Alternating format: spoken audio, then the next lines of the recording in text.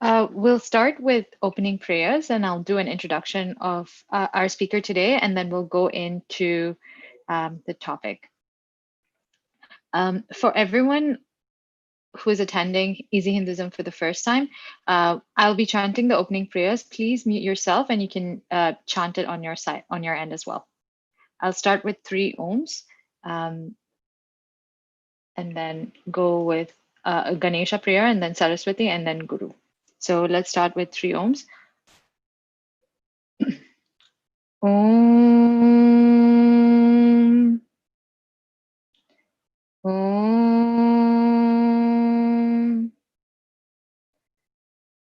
Om. Vakratunda Mahakaya Suryakoti Samaprabha Nirvignam Kuru Me Deva Sarvakaryeshu Sarvada. Saraswati Namastubhyam Varade Kamarupini Vidyarambam Karishyami Siddhir Bhavatu Me Sada. Gurur Brahma Gurur Vishnuhu Gurur Devo Maheshwaraha Guru Sakshat Param Brahma Tasmai Shri Gurave Namaha.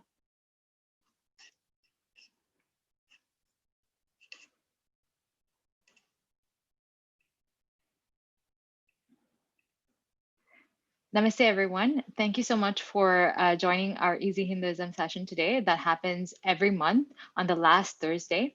And today we have a speaker who is actually, been a regular volunteer at Hindu Center for for the last 2 years. Her name is Vinodini. She's actually by profession a chartered accountant, but she actually volunteers in Balu Gurukulam as a teacher.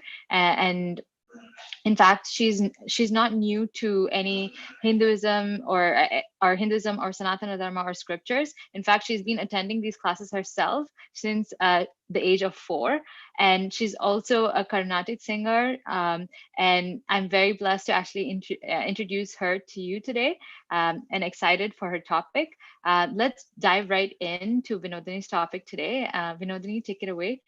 You can actually share your screen as well.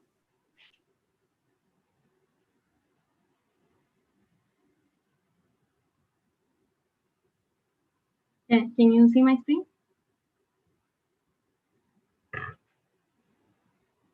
Namaste to everybody. Thank you, Shreya, for the introduction.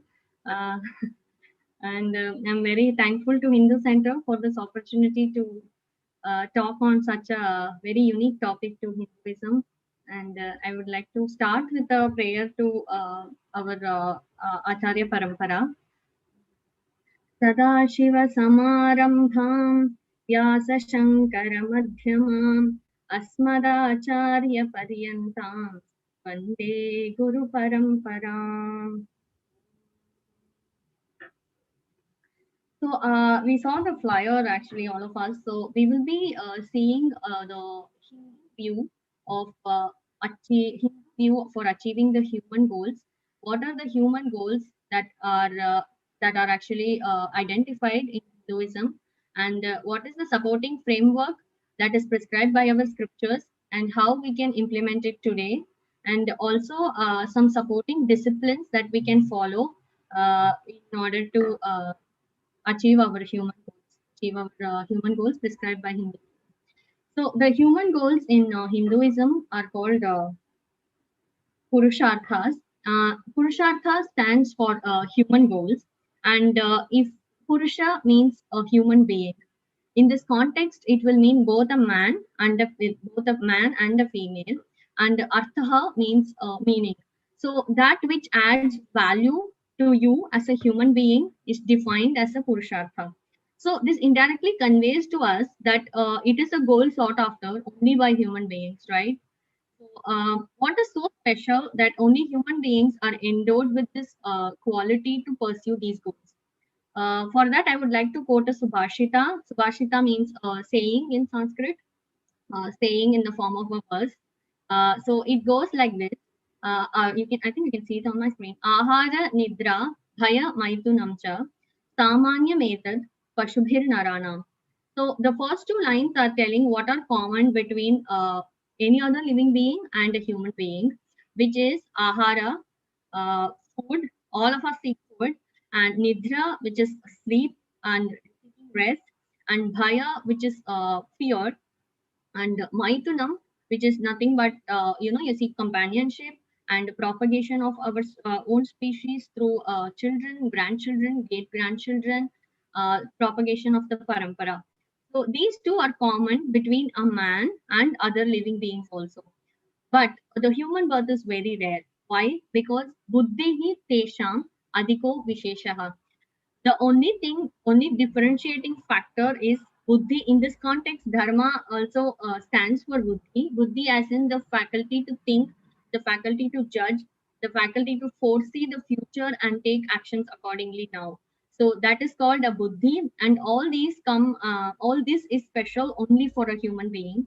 And they say it's buddhya vihina pashubhir narana. So it means he's without this faculty, he is equal to a, or as bad or as good as an animal only. So this is what this Subhashita says. Since we are endowed with this buddhi faculty, we are also extremely self-conscious and we are capable of judging ourselves, which animals are not really endowed with. This also helps us to foresee our future and to set our goals for future, which again animals do not have any goals per se in life, except for a few which we will see below, which they don't consider as goals. It is just a part of. It is already in their nature. It is imbibed in their nature. So our scriptures bracket all these goals in four. So any goal that you can think of, which you feel like which you want to achieve, can definitely be put under these four. One is yeah, I'll go ahead one.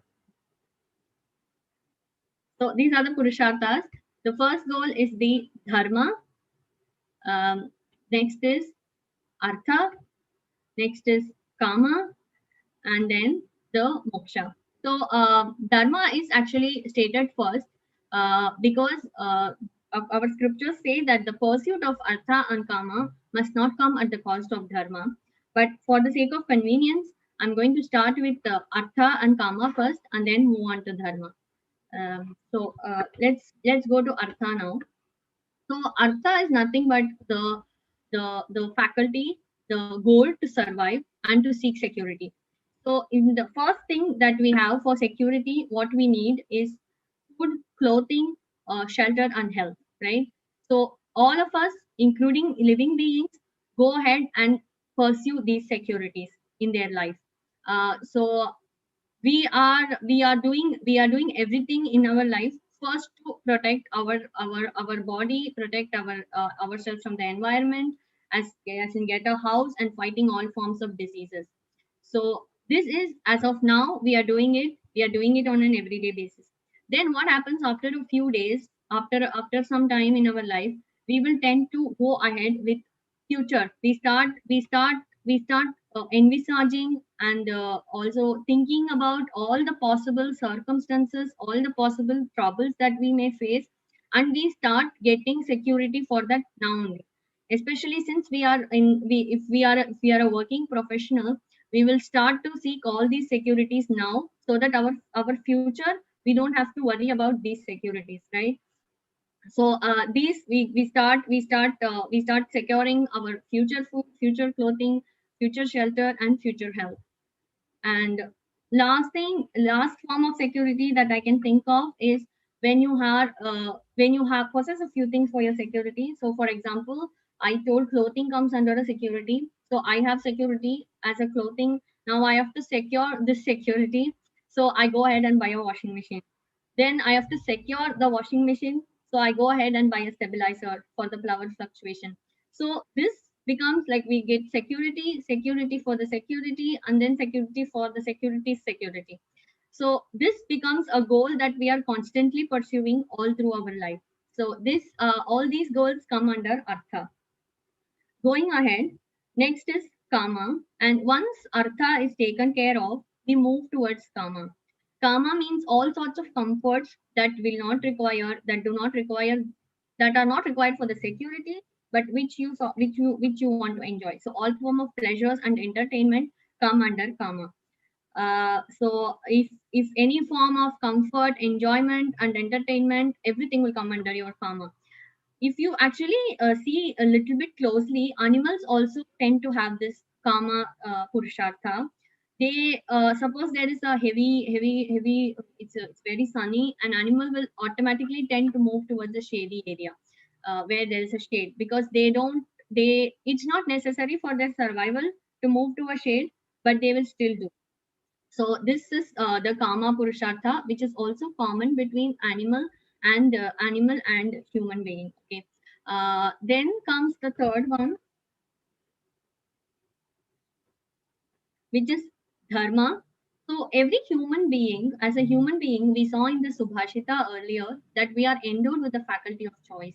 So we have certain norms controlling our various actions, and whatever we are choosing to be our purushartha must not only it should only not be correct, but what you are following, the means to gain those purusharthas and the means to uh, end up with those purusharthas, they are also equally important in our scriptures and according to our scriptures.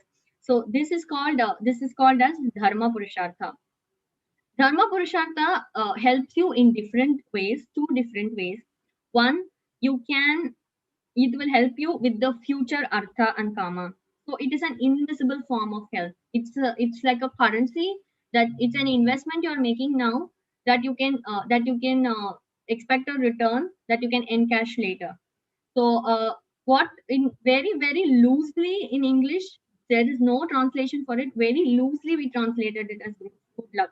When you say that person is lucky, it means there has been something that is working for him beyond his efforts that he is taking currently, which is attributing to his success also. So, what is that? Nobody knows, but he is just lucky. So, in Sanskrit, it's called adrishtam, which means it's something that you cannot see. So, when it comes to dharma purushartha, you are if you follow dharma, or I will translate dharma into another Sanskrit word, punyam. If you follow punyam, you are going to keep this in your account to encash and to ensure that future artha kama are all according to what you want.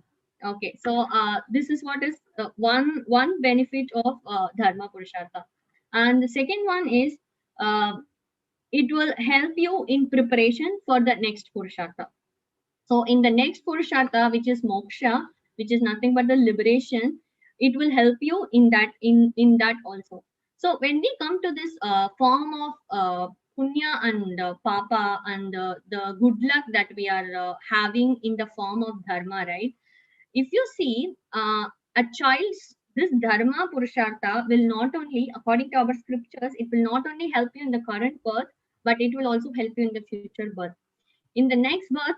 And even in the current birth, none of us has the choice of parents, but we were blessed with parents. How? Which parents? Like, some of us have had good parents, some other people don't have that good parents. Some are born, some don't have, some are born orphans, some are born. So there are a lot of differences.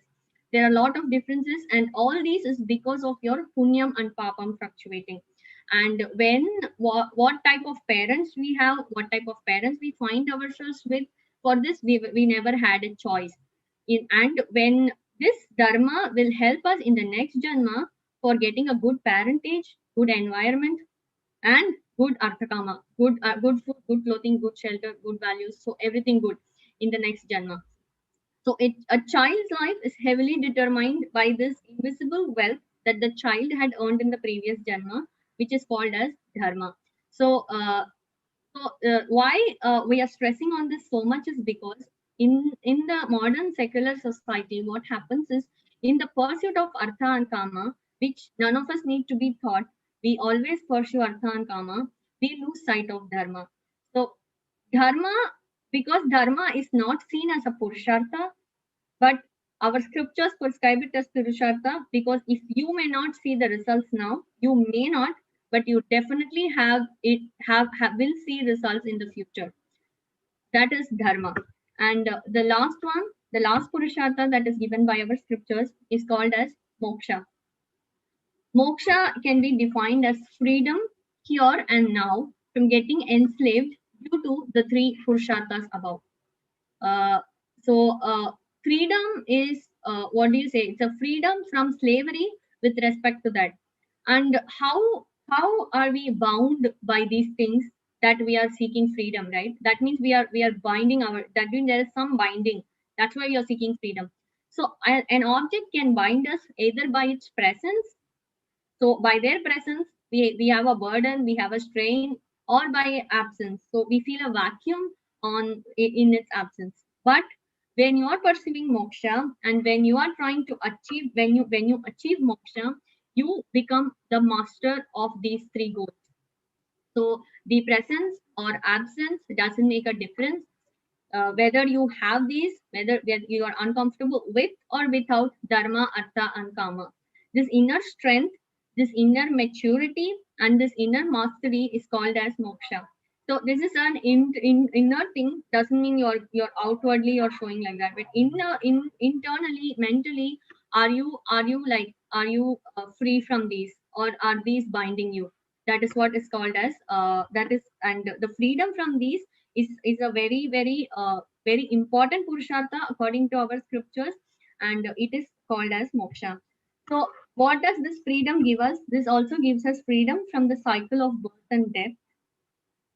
And this uh, this is for achieving these four goals which are talked about as purusharthas. The scriptures also give us an infrastructure, which was followed in the Vedic society. So we will see a little bit about that infrastructure. That infrastructure is called as ashrama dharma. So when you say ashrama dharma, it's a socio-religious institution of the ancient India, from ancient India. It denotes the Hindu scheme of life, and it gives you a different stages of life, in which the previous stage is the preparation for the next stage. So there are four ashramas that are divided, each of which is a preparation for the next, like I said. One is Brahmacharya Ashrama, then Grhastha Ashrama, then Vanaprastha Ashrama, and then Sannyasa Ashrama. Each stage comes with its own duties and functions, and each ashrama is a stage of life. So you are trained for a period of time in a particular ashrama, and then you are qualified for the next ashrama.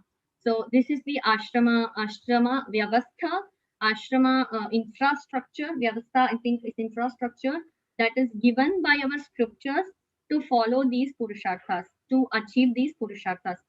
Um, so the four ashramas, like I said, one is Brahmacharya Ashrama, which is the stage of student, and in this student's life, you're committed to a life of education.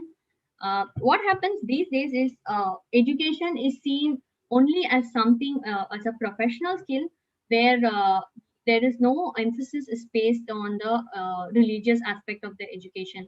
In fact, according to our scriptures, the professional skills related to that you earn in education are only secondary. But the first primary purpose of education is the refinement of a person. It is regular education plus spiritual education in the ashrama vyavastha prescribed by the scriptures in the Vedic society. So it's a character, but like I said, it has two purposes. One is building a responsible human being, where the human being you make him fit, you make him a refined person in order to make him fit for the society, and he becomes a humane man who is governed by proper ways of living, right? So this is the primary aim of Brahmacharya Ashrama in our Vedic society. The secondary aim is also to develop and get rid of laziness, because there is a saying in Sanskrit, alasyam hi manushyanam paramo ritu. So that means the laziness is your biggest form of enemy for a human being, and it is said that we are born with laziness, and we have to fight out of it to come out of laziness. So if you see in the olden age, when in Gurukulam and all, the people, the children there, the boy there, he has to wake up early, he has to bring out water, he has to make help the Guru Mata with stuff. So he is automatically trained to be active. The one more area that is emphasized in Gurukulam is physicalized worship. This is, like I said before, it is very important in Grhastha Ashrama, which you have to end up doing with your wife. Every ritual needs to be done as a family in Grhastha Ashrama along with the wife. So you are letting, you are teaching the student, the Brahmacharya in the Brahmacharya Ashrama, to physicalize their worship. Similarly, you're teaching them to physicalize everything. So you're making them not lazy by doing all this. So these three are the primary aim of Brahmacharya Ashrama. Uh, but you can tell me that what now you're giving me a free history lesson. What am I going to do with this information? But yes, I will also tell you a little bit how we can implement this in the current scenario. We are not in a Vedic society anymore. We have come out of it. We have changed a lot, but still we can still follow it in essence, and we can still follow it in spirit. So, for example, we can celebrate festivals with with with their actual spirit instead of converting it into like a social event where you meet people. We can teach the children the importance of the festival, why it is celebrated, why it is celebrated in this way, why it is celebrated here, why we are doing some things in some festivals. So there is an interesting story that my mom told me. For Pongal is one of the few festivals where we make urad dal vada. We don't make urad dal vada for other festivals. For other festivals, it's mostly the other vada, the masala vada. So it seems because Pongal is basically you're praying to sun god, and the sun god doesn't have teeth, it seems. So urad dal vada is easy to bite. So so things like that. I feel all small things. If you explain, so you can see this was told to me when I was very small, but I can still remember it. I didn't go. I didn't do Brahmacharya Ashrama. So, but in spirit, we can still follow these things by celebrating our festivals properly. Second is uh, wait, sorry. Ah, you can attend spiritual classes. You can enroll children. So if you see in what I'm trying to tell you how to implement in current scenario is to bridge the gap between what was in the Vedic society and what is not now in the modern secular society. So the only missing element is the spiritual education part. So how do you inculcate that? Because it is not taught in regular schools. In regular schools, we are only taught the normal education in order to earn money, right? So how to inculcate that? So I will only be doing that here. So I'm trying to bridge the gap between the Vedic society and this society in spirit and current society in spirit. So attending regular classes. So I know like Shreya mentioned, we have Balagurukulam classes in which you can enroll the kids where we are teaching values this year actually yamas.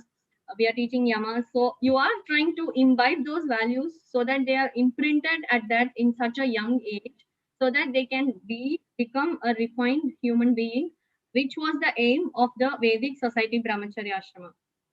Okay, going ahead, then this is actually a screenshot from one of our Balagurukulam classes.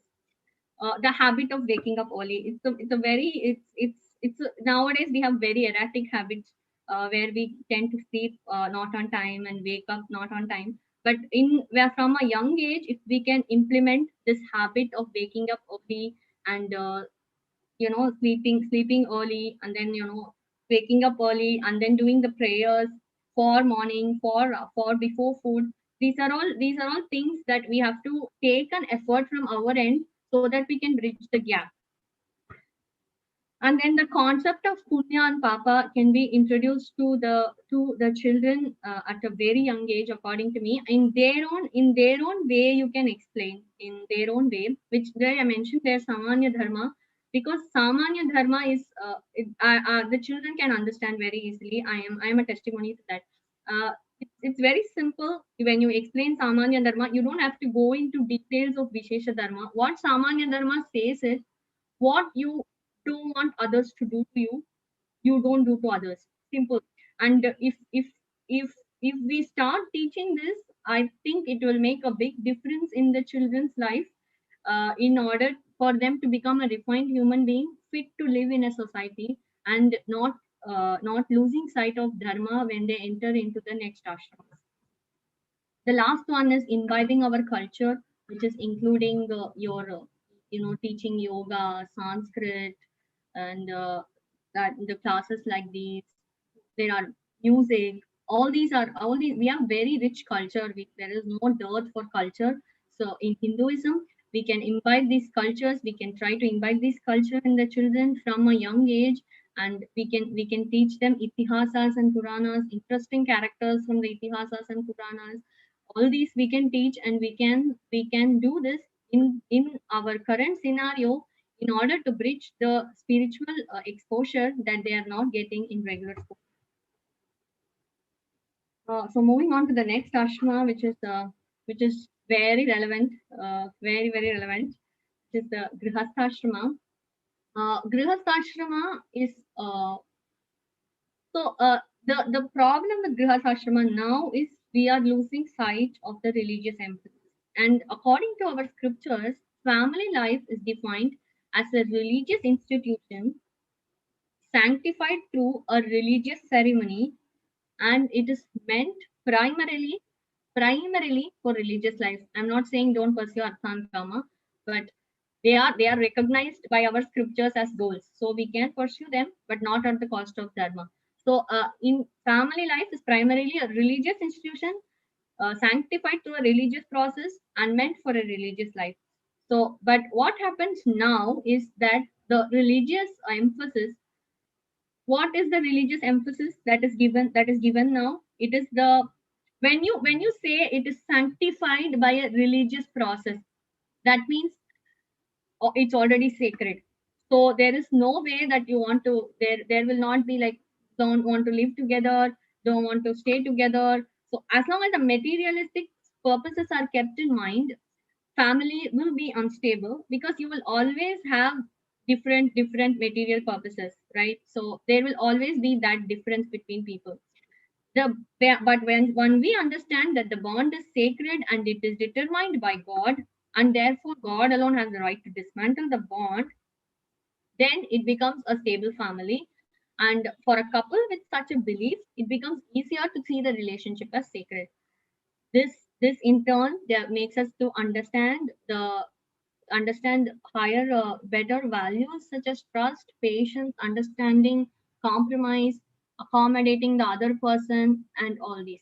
So a stable family, according to our scriptures, is also required for raising emotionally healthy children. This is according to our scriptures.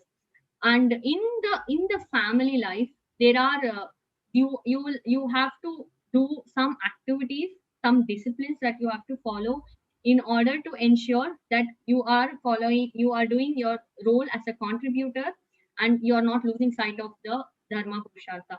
So these are called as uh, panchamahayajnas.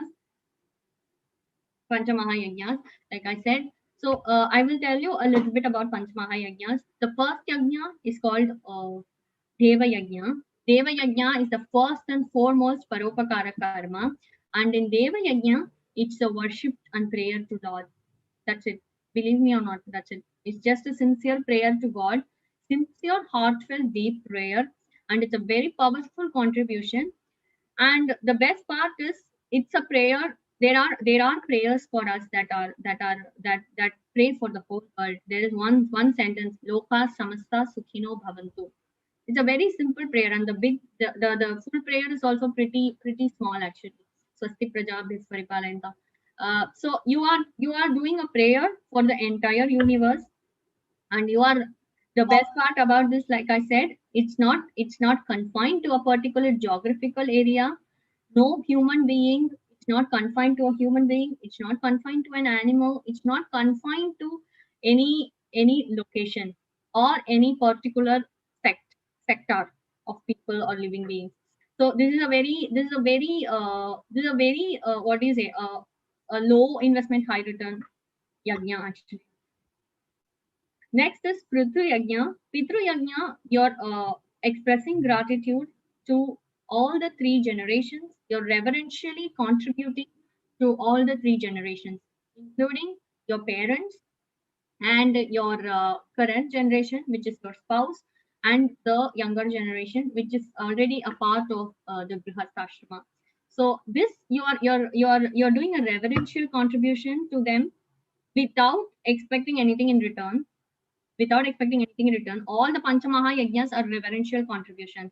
You are just focused on giving, giving, giving, performing what you have to do, contributing. So you are also you're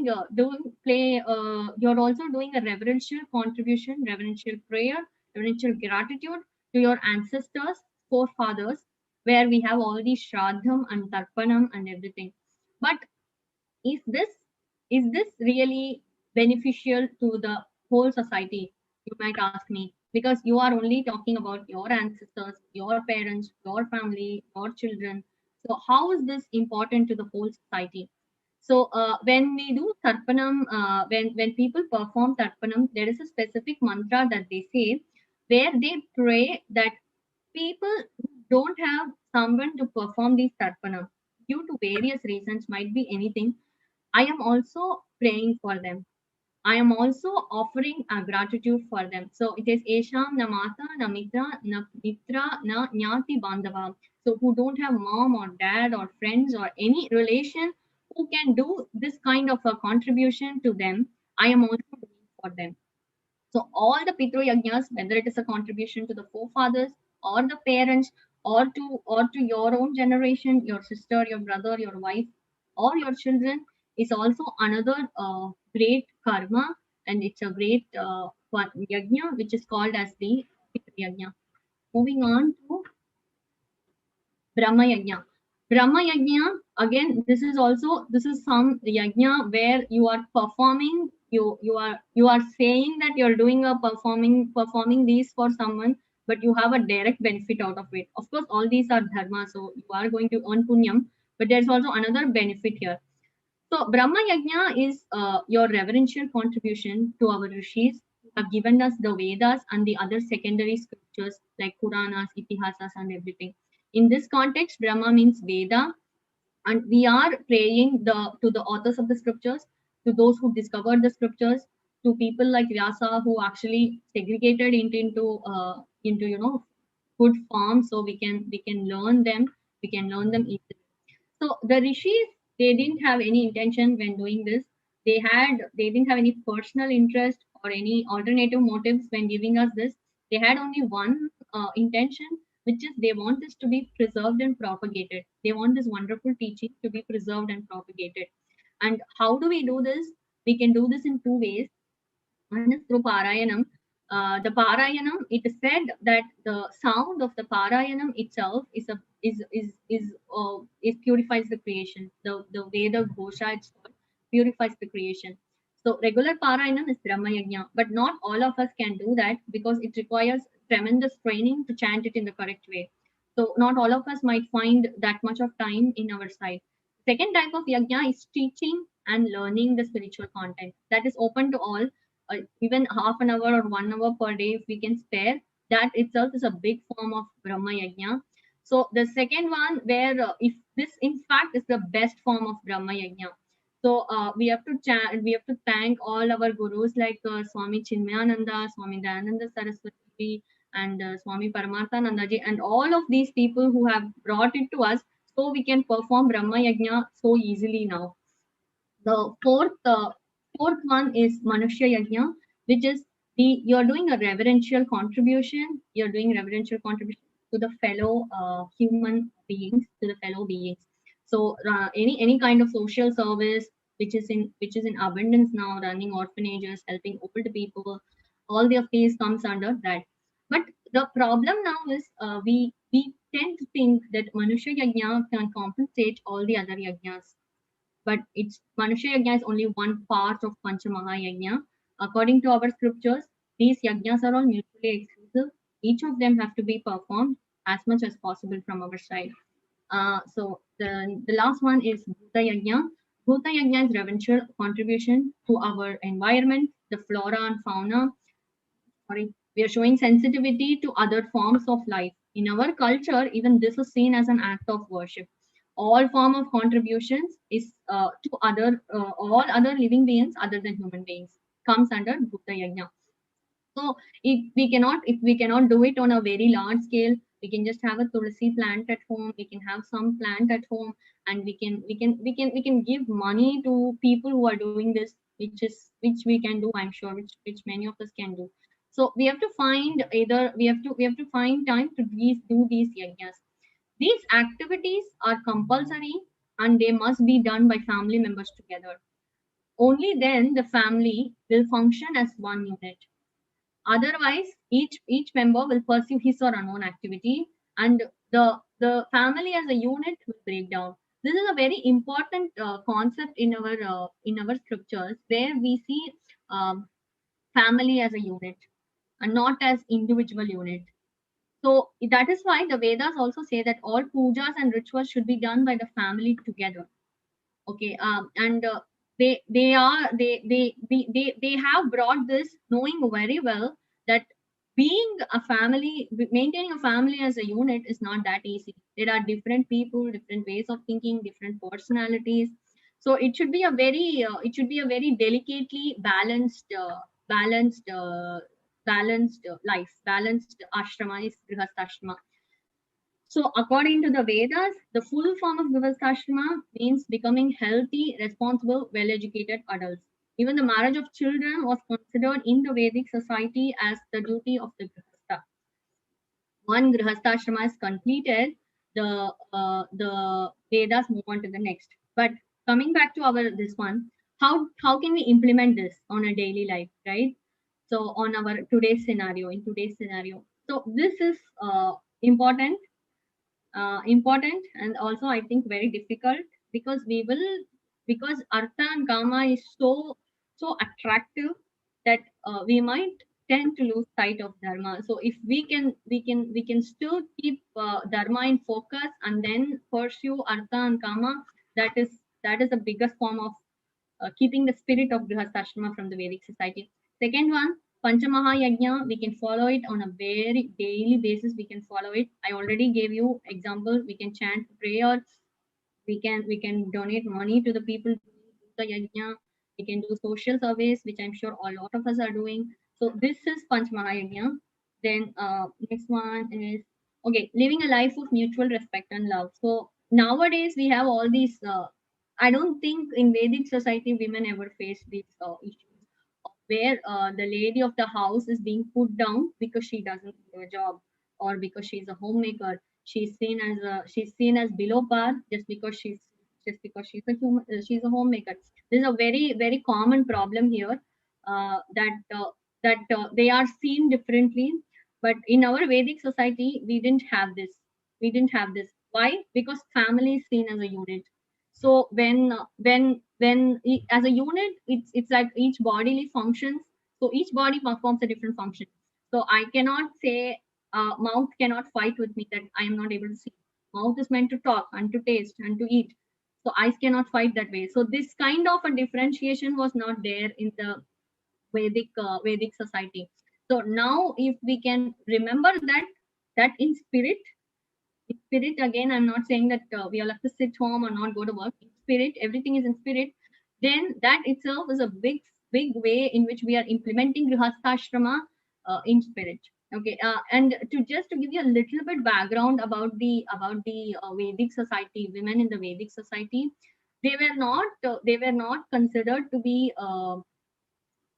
what do you say, to be a homemaker, or always being inside the kitchen. That's what we think. That's what not us, maybe that is a popular thought among the world, that in the Vedic society women were restricted inside the kitchen. No, but she performed very important functions.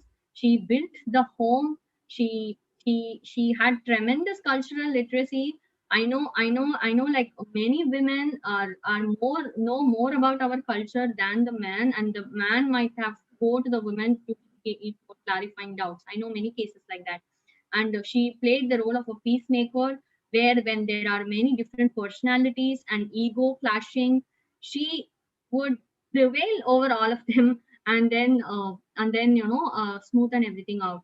And this Grihini or Kulastri, as she traditionally known, she just imagine, because you yourself will have fight with them, you yourself will have personality clashes with them, and because you are also a personality, right? So you yourself will have, but you have to prevail over that. You have to get rid of that, and then you have to make sure that the others are acting in cohesive manner.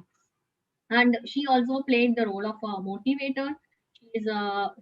Everybody is in pursuit of different purusharthas and goals in our in different family.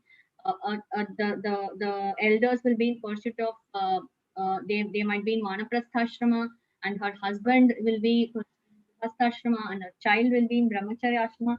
So accordingly the purusharthas are differing, and she will make sure that the main purusharthas which are prescribed by our scriptures, dharma and moksha, are kept in the forefront, and then they are taken into account. So like I can give the example of Mandodari, for example. When um, when Ravana wanted to kidnap Sita, and he was really not seeing the right things, she did do her duty of making sure that he saw dharma and not fall prey into kama at the cost of dharma. Similarly, if I have to quote a positive example, that Mandodari is a positive example of a negative character. But if I have to quote a positive example, I can take the example of Urmila, where she supported the decision of her husband Lakshmana to go ahead and live with Rama for 14 years. I cannot imagine her maturity there, because at least Rama had to go, Sita had to follow, but Lakshmana went just to serve them. And I know that she didn't even raise, according to my knowledge, she didn't raise even a single opposition for that. So there are examples. They are doing such duties which I think is really amazing, which even now I think women are doing in spirit. So the women, she was important to be the emotional support for those undergoing Vanaprastha Ashrama and for those undergoing Brahmacharya Ashrama. So this is what I want to say about life, about women in the Vedic society, and how we can follow that in spirit. So this one, like I stated before, all of this is a reverential contribution. You're contributing out of respect to the Panchamaha Yajna people. You're contributing without expecting anything in return, or without even thinking about the return. So this is, I'm supposed to do this, I'm doing this. Doesn't matter what happens because of this. That kind of attitude. So then you can have religious rituals and routines together, like you can pray together every day. That itself is a big routine. In you have to find that 5 minutes somewhere where not everybody is not running, and then do a namaskaram to God, and then pray. That is Grhastha Ashrama. The next is we're going to Vanaprastha Ashrama. Vanaprastha Ashrama is the training period for a gradual withdrawal from active life, and you find more time in this for meditation and for Vedanta. So you are in this Vanaprastha Ashrama, you know that the mind is active, but the physical body will not be able to implement all that the mind wants to do, because the faculties are either slow or not there or doubtful. So you tend to withdraw your mind from these things and enjoy seclusion, and learn to be away, nivritti. You go away from these things. So this is a training period for sannyas ashrama. Yeah, this is a training period for sannyas ashrama. And you will realize that in this period of being an introvert and being secluded, the retired person has to prepare himself for that, and realize that he has less and less importance in the family. So start accepting these, and to start accepting these, and to start the gradual withdrawal from an active lifestyle which you had been following in the Grihastha Ashrama, is the spirit of Vanaprastha Ashrama. So how we can implement it? Today's scenario, you reduce court, possessions, obligations, relations, and transactions, and you reduce these gradually, not at one go. start reducing gradually, because in you were doing Grhastha Ashrama till yesterday, and suddenly today you're in Vanaprastha Ashrama. That's how it is, right? I mean, suddenly you were working full time, and then now you're suddenly retired. So reduce these active interactions with these possessions, obligations, relationships, and general transactions. And yeah, these in this in current scenario, it's very relevant, where when you have to be there, we tend to take the help of grandparents, mind the children or something. So you are available when needed, but then you're not interfering in that. You're not interfering in how they are bringing up. It's their time now. It's their time to lead Grhastha Ashrama, and their time to learn their lessons. So that is the no interference time. Then Manasa Puja, because I, like I said, in Brahmacharya you are trained for physicalized worship and rituals. In Grhastha Ashrama you do the rituals, and you do the physicalized worship.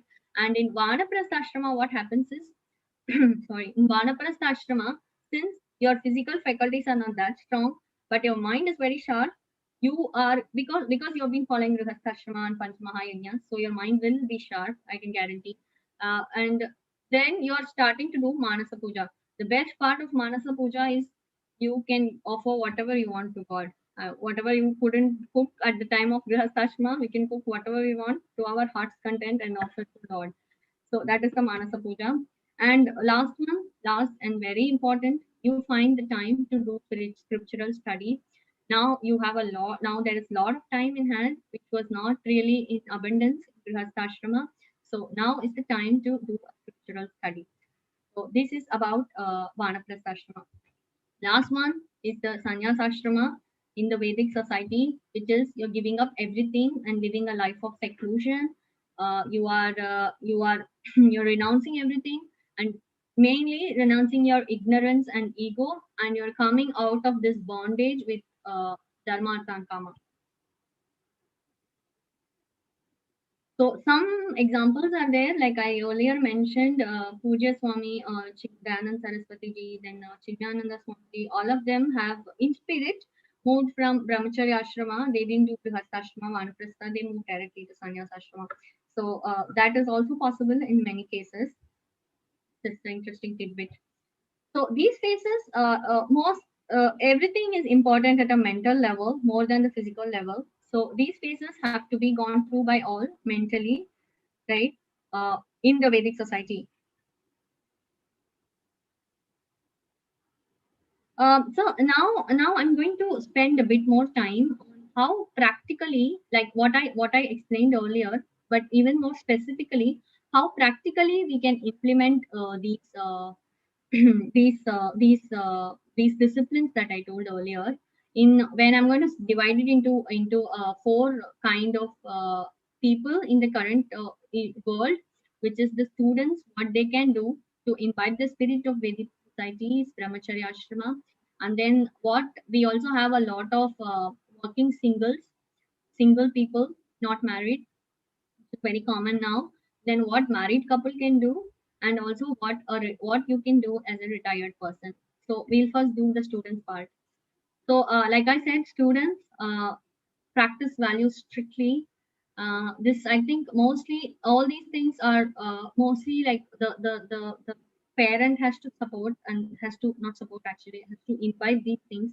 They have to they have to teach them about the values and ensure that they are followed strictly, so that they become the refined person. That was the goal of a Brahmacharya Ashrama in the Vedic society. So all these are how you can achieve what the ashramas were intended to do in Vedic society in spirit. So we are going to see what can I call as tips for that and how to do it. So practice values strictly for students. Then parents can enroll them in formal religious classes and introduce the concept of God. The introducing the concept of God is, you can start even when they're very young. You can start asking them to do prostrations to God every day, praying to God every day, like it's a routine. There is no getting out of it. It's like how you are going to brush your teeth, how you're going to shower every day. It's like that. You are praying to God every day. And then making God a partner or a friend in all your activities, including the studies. So this has actually helped me when I was a child as well. So you assume that you're sitting with God and studying something like that, and it's a good emotional support, and it also indirectly sends a message to the children. When you tell them this, it sends a message that God is always with you. So be careful of what you're doing. And if we can do all this, then I'm sure we can raise refined children who do not lose the sight of dharma purushartha when they actually enter into the workforce. So for a working single, so like I said, it's a God-centric life. God living a God-centric life. That means you're going to put God as the co-creator in all your endeavors. What exactly is this co-creator in all your endeavors? So if if something works out well, it really is also the God, the adrishta phalam has really worked in your favor. So we shouldn't forget that. And that adrishta phalam is given by God to us, because God is the one who is actually deciding when to make your punyam work, when to make your papam work. So so you have to remember that in everything that you're doing, God is a very active part of that, and he is the co-creator in all your endeavors, and you constantly stay in touch with him. Like I say, prayer every day. Praying every day is something that we have to follow for all our life. So praying every day and constantly remembering him whenever you can. So when we see I don't know, nowadays the skyline of Singapore is very beautiful most of the days. So whenever I see, I try to think that, oh, this is the creation of Ishvara. So that kind of remembering. So everything that he has created is really amazing. He's the biggest artist. So that kind of remembering every day. And also, prayer in itself is an action, is a dharmic action, because remember, it is a deva yajna. So if when you do prayer, you're going to accumulate punya, and you're going to have favorable outcomes. So you pray to him for favorable outcomes, and also to give you the strength to accept unfavorable outcomes. So this is what I essentially mean by living a God centric life. So you are seeing God in everything. So when you're doing something, you're seeing him as a co-creator. When you're seeing something, when you're doing something else, you're seeing him as somebody who's a greatest artist. And when you're praying to him, when you get results of your actions which are either favorable or unfavorable, you are also realize that it is because of the prayers that you got a favorable outcome, or it's because of the prayers that you got the strength to withstand the unfavorable outcome. Next way is connect regularly to God by praying and studying of scriptures. Even a 1 hour or half an hour of sadhana, I mean, study of scriptures every day will go a long time in giving us an emotional immunity to lead the rest of our life. So this is of course, this is Panchamahayajna, it's a part of Panchamahayajna. And then we have organizations like Hindu Center. We have many organizations like this in Singapore. So all of these organizations, we have to find the free time to volunteer for spiritual activities and with spiritual organizations. So this will make you to do both Bhuta Yajna and also Brahma Yajna. And as a generic point, I've put practice Panchamaha. You can practice Panchamaha very very easily. You can either contribute your time, or you can contribute your money, or you contribute just in the form of a simple prayer. So this is what are the tips for a working single that we can take from the ashrama vyavastha, so we can imbibe the spirit of it in our current world. So as the as a married couple, what can we do? So, sorry. Here, basically, I'm only covering the. I told you about the Panchamaha Yajnas and how we can do it here. So I told you about Deva Yajna. So religious routine, like a daily prayer to Ishvara. That's nothing but Deva Yajna, right? So we are doing Deva Yajna. Then volunteer in organizations to support spiritual activities that support spiritual activities. So that is again a Brahma Yajna kind. Or you can volunteer in a Goshala, something like that. donate in money to religious spiritual organizations that are actually imbibing this Vedic chanting, or that are bringing up the cows, like I said, or any other organization which is helping to preserve the environment. That you can donate in terms of time, donate in terms of money, or you can volunteer, which is nothing but donation of time. And you have raised children who have good values and an appreciation of God. So raising children is one of the biggest responsibilities of a married couple or a grhastha, and that comes under, like I said, that comes under Pitru Yajna, which is taking care of your family. So they raise children. If you raise children, a responsible, refined child, I think it's a big achievement in life.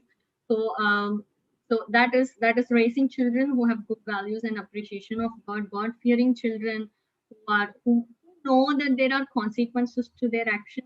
May not be today, but maybe tomorrow. So that is the problem, right? We think that there are no consequences to our actions that we are doing, but there are consequences, especially when you see, like, in terms of in our scriptures, we have the concept of punyam and babam.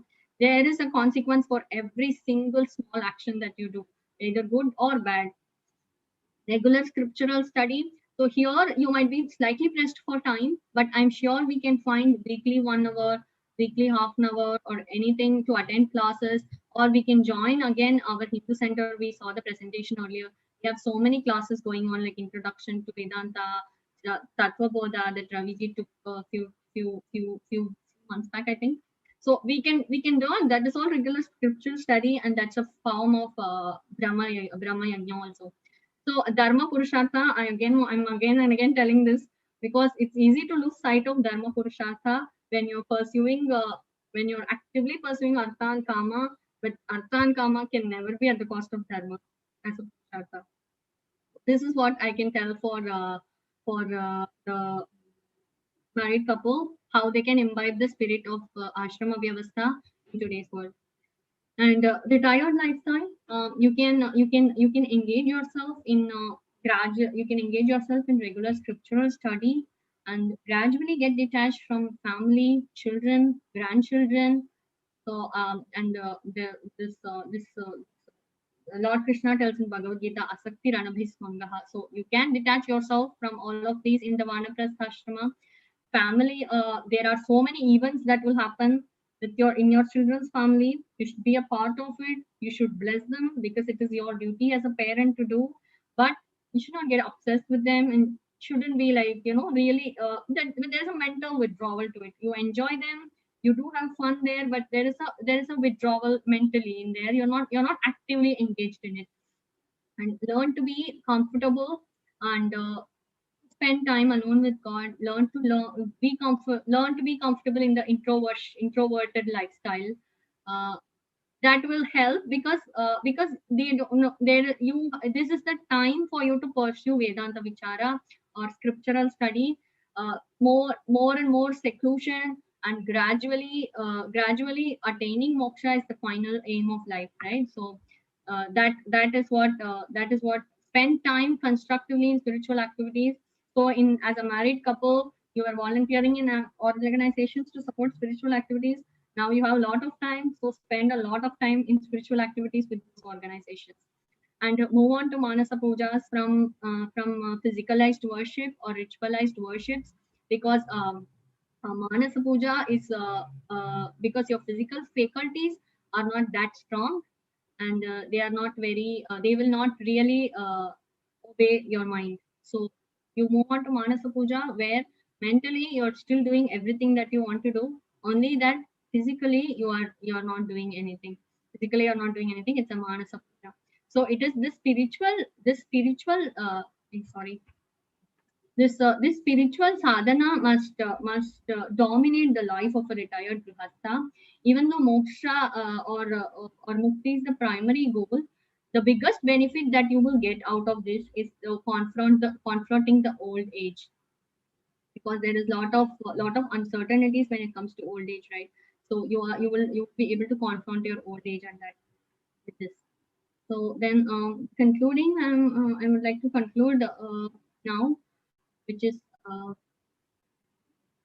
these are like final messages that I want to give. It's important to remember that the aim of our Vedic society, the primary purpose of our Vedic society was spiritual growth, not material growth. Material growth is recognized as a purushartha. There's nothing wrong in pursuing it. You have to pursue it, in fact, but spiritual growth should also be actively pursued along with the material growth or material purusharthas.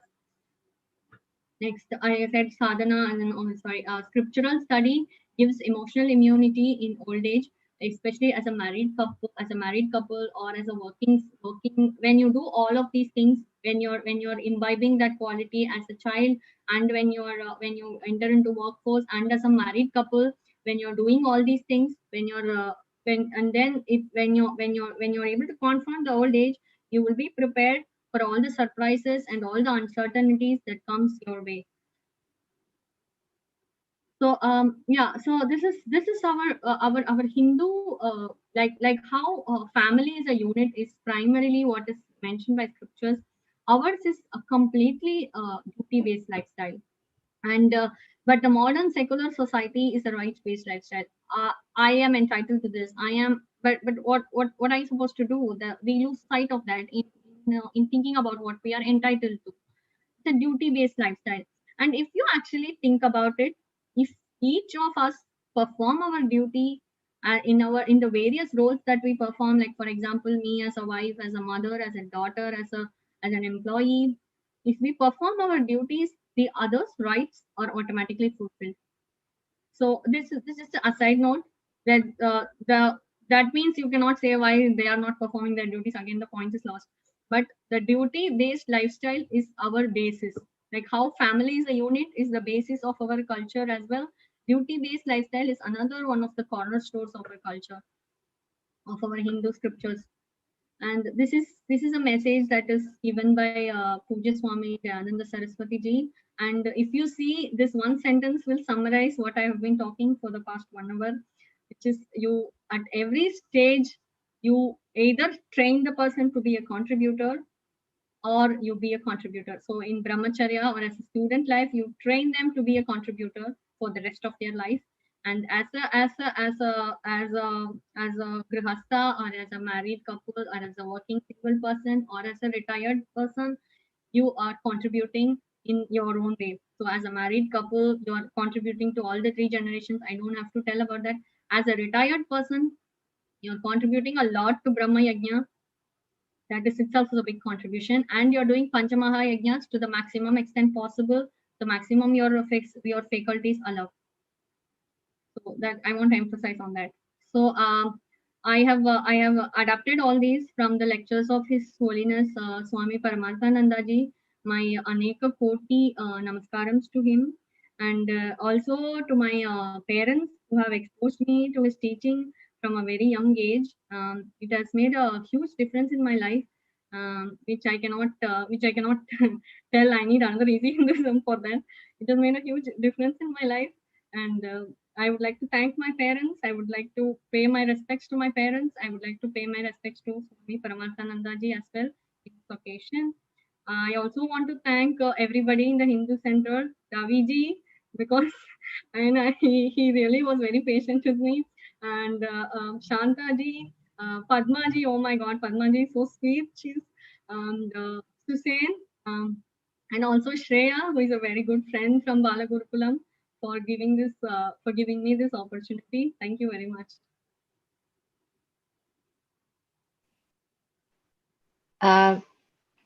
Let me start off with the questions. Thanks, Vinodini. I thought this was a great, like, I learned a lot of tips myself. I think for me, a lot of this is like reapplication and like kind of reinforcing what I already knew, but also some practical like tips that we can all apply in different stages of our lives.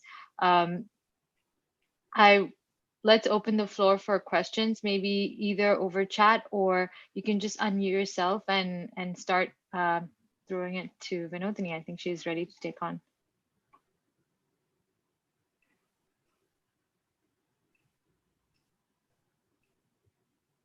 Anyone has questions?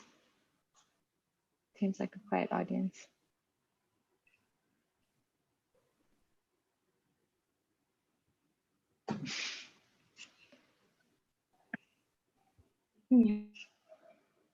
Did someone unmute and ask a question?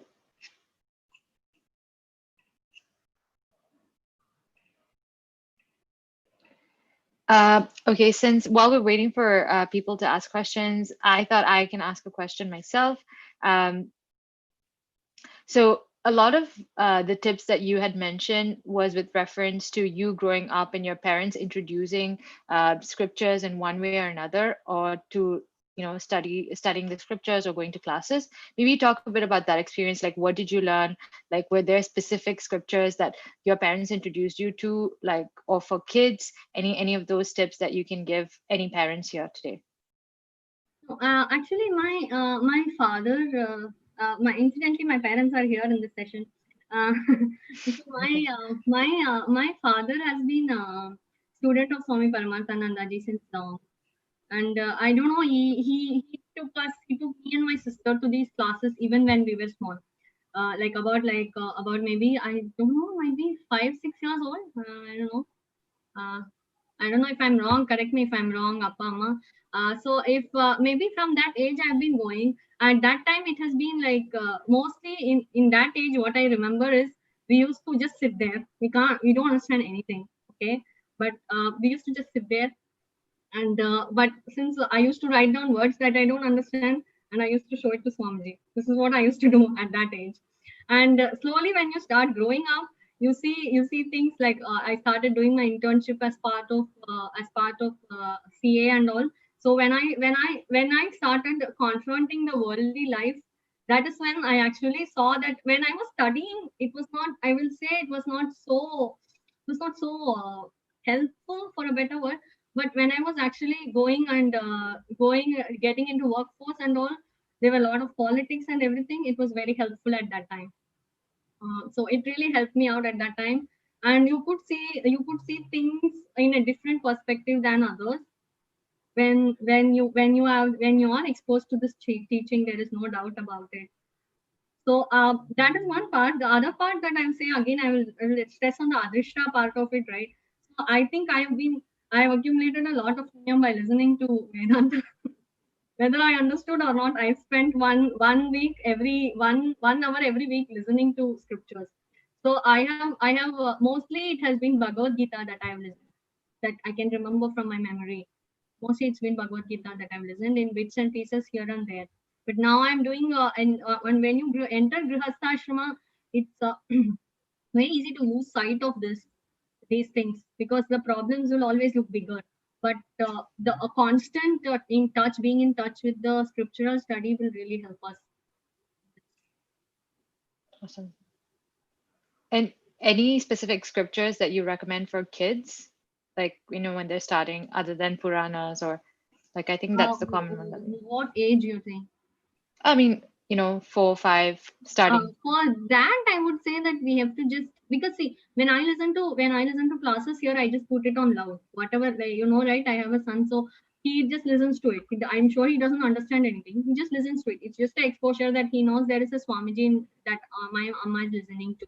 But I think classes that we conduct like Bala Gurukulam and all, they help them a lot in learning this. And we can introduce itihasas at this time, itihasas and Puranas at this time, where we teach the stories. But slowly, when they enter teenagers or something, there is a talk by Swami Dayananda Saraswati, series of talks called Teenagers, which I remember my father made me listen when I entered into teenage. So those things, like when you become a teenager, when you actually have that faculty to understand, that time we have a lot of scriptures. I would say Bhagavad Gita is itself a good point to start. Just plain Bhagavad Gita that our Swamiji. Just listening to it. Okay. Thank you so much. I think that was great. Any other questions from anyone in the audience? If we don't have questions, we can close it off with closing prayers. And also in the chat, we have a link to a feedback survey. It would just take less than a minute for you guys to complete. If you can just take a minute to complete that, that would be great. We really appreciate that feedback, and we will try to learn from that feedback as well. Looks like we don't have any questions. Let's go to closing prayers. I'm going to share my screen. Thank you, Vinodini, once again for doing this talk for us. Can I sing a song if you don't mind for world peace? Yeah, sure. I think we still have time. Go for it. मैत्रीं भजथ अखिलसचेत्रीं मैत्रीं भजथ अखिलसचेत्रीम् आत्मवदेव परानपि पश्यथ आत्मवदेव परानपि पश्यथ युद्धं त्यजथ स्पर्धां त्यजत युद्धं त्यजत स्पर्धां त्यजत त्यजत परेष्वक्रममाक्रमणम् त्यजत परेष्वक्रममाक्रमणम् जननीं पृथिवीं कामदुदास्ते जननीं पृथिवीं कामदुदास्ते जनको देवः सकल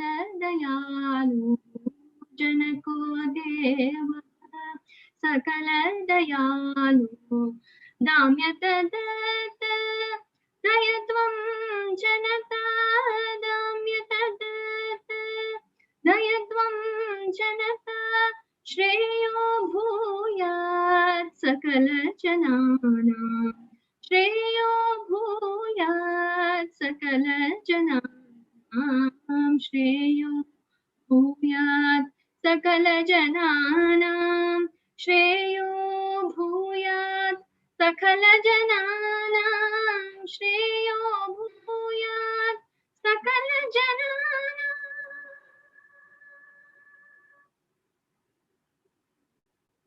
Thank you. That was beautiful. Thank you so much. That was a really nice, excellent ending. Let me go ahead and share my screen. Quickly want to share a bit about our WhatsApp. So maybe some of you are not familiar with our WhatsApp. You can actually take this number and add it to your contacts list and join. And all you have to do is type in join, and you'll be able to get all our updates for our events. Just like today's session, we continue to have like lots of events that are happening virtually due to COVID. So we will keep updating that. So please join and get updates from us for all the events that we're conducting. Let's go ahead to our closing prayers.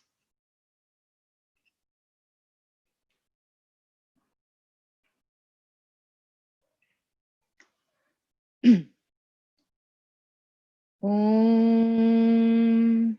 सर्वेषां स्वस्तिर्भवतु सर्वेषां शान्तिर्भवतु सर्वेषां पूर्णं भवतु सर्वेषां मङ्गलं भवतु सर्वे भवन्तु सुखिनः सर्वे सन्तु निरामयाः सर्वे भद्राणि पश्यन्तु मा कश्चित् दुःखभाग् भवेत्.